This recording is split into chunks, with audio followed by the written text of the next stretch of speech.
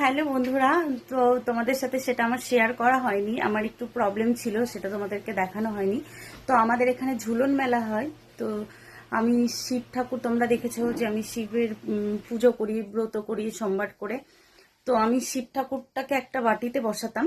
তো সেখানে আমি সেই জিনিসটা নিয়েছি, আমি খুব খুশি হয়েছি। আমি সেটা আমার এই শিব ঠাকুর 12 বছর হয়ে গেল নিয়ে আসা। তো তখন আমি একটা পাথরের থালা নিয়েছিলাম, সেই থালাটা ছিল মানে খুব একটা ভালো হয়তো দেয়নি জল।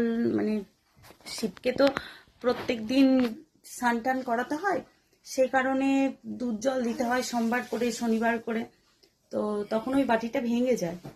তো আমি এই ঝুলন মেলায় গিয়ে আর কিছু নিই বা না নিই, আমি একটু প্রবলেমে ছিলাম, আমার মন খারাপ ছিল, কিন্তু আমার এই জিনিসটার জন্য আমার ভীষণ আমার মনটা ভালো। সেটা মানে সব কিছুই তোমাদের সাথে শেয়ার করি, এটা করব না এটা তো কখনো হয় না। তো মানে আমি সত্যি কথা বলতে আমি খুব খুশি, সেটা তোমাদের সাথে শেয়ার করছি, তোমাদেরকে দেখাচ্ছি।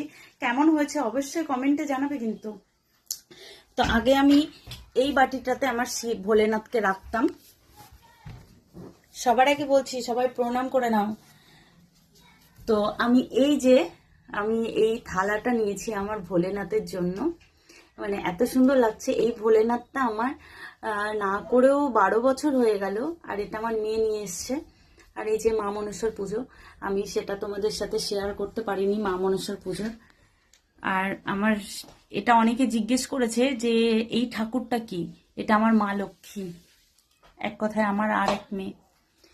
তো এই যে এটা কেমন হয়েছে কমেন্টে জানাবে কিন্তু, ঠিক আছে? আমার দেখো দুটো, কারণ আমি সোমবার করে ব্রত করি। দারুণ লাগছে বলো বন্ধুরা, মানে এত ভালো লাগছে, আমার নিজেরও ভীষণ ভালো লেগেছে, ভীষণ। তা আমার সকালবেলায় আমার স্নান পুজো হয়ে যায়, আমি অনেক সকালেই স্নান পুজো করে নিই, কারণ সকালবেলা স্নান পুজোটা করলে নিজেকে খুব মানে খুব ফ্রি মনে হয়।